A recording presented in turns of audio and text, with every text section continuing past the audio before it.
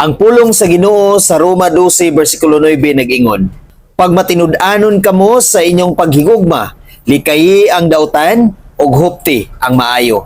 Kani nga bersikulo igso nagpahinumdom sa matag usa kanato nga magkinabuhi gayud kita subay sa gugma nga gitudlo sa Ginoo sa matag usa kanato.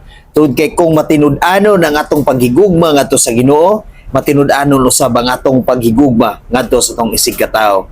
Kung nahigugma kita ngadto sa Ginoo, dili gid kita makabuhat og dautan ngadto kaniya.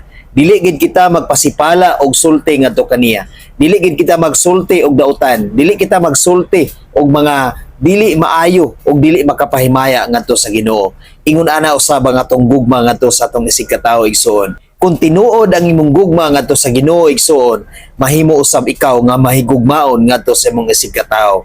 Tungod kay managsama lang gayud ang gugma nga gitudlo sa Ginoo sa matag usa kanato. Gusto sa Ginoo igsoon nga magmatinud-anon gayud kita sa atong paghigugma ngadto kaniya ug sa atong paghigugma ngadto sa atong isig katawo.